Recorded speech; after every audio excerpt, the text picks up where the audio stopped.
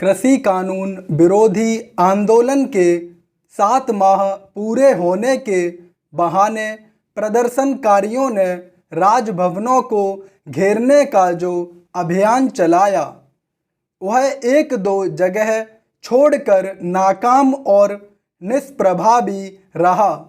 तो इसी कारण कि वह अपनी धार खोने के साथ अपने उद्देश्य से भी भटक चुका है।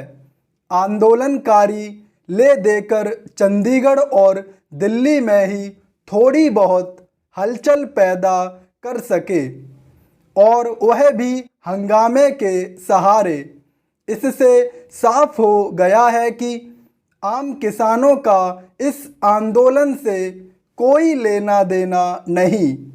लेना देना हो भी क्यों, उनकी फसलों की रिकॉर्ड खरीद हुई और पैसा सीधे उनके खातों में पहुंचा।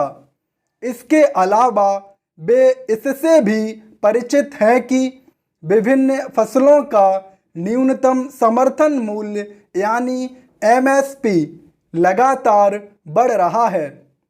किसान नेताओं के इस आरोप में कोई दम नहीं कि मोदी सरकार एमएसपी खत्म करने जा रही है।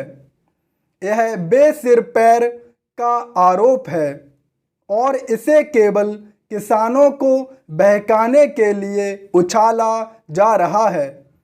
किसान संगठनों के साथ इस आरोप को उछालने का काम कुछ विपक्षी दल भी कर रहे हैं।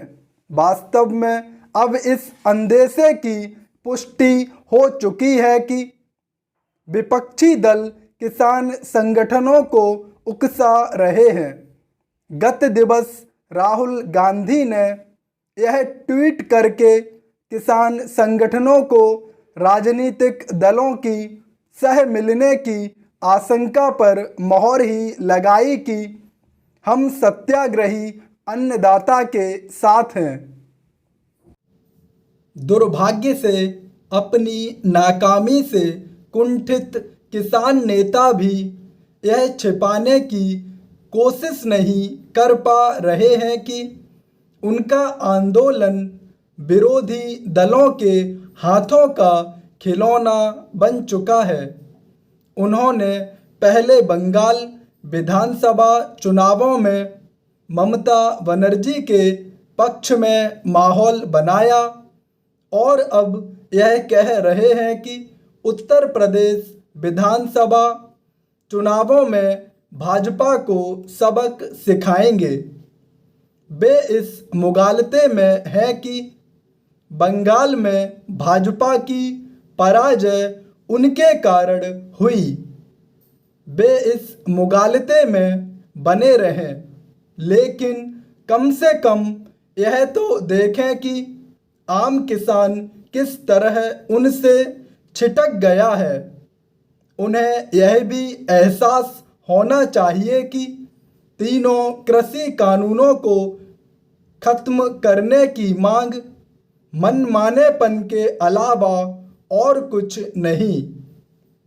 यदि किसी संगठन समूह के कहने से संसद से पारित कानून खत्म होने लगे तो फिर किसी कानून की खैर नहीं।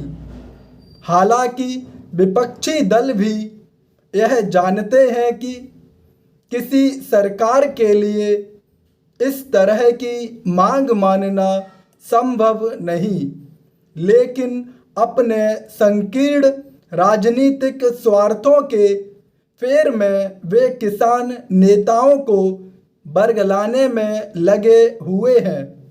चूंकि विपक्षी दलों का मकसद इस या उस बहाने सरकार को घेरना है।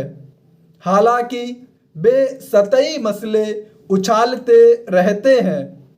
इससे यही पता चलता है कि उनके पास ऐसे मुद्दे नहीं जिन पर वे जनता को अपने साथ ले सकें।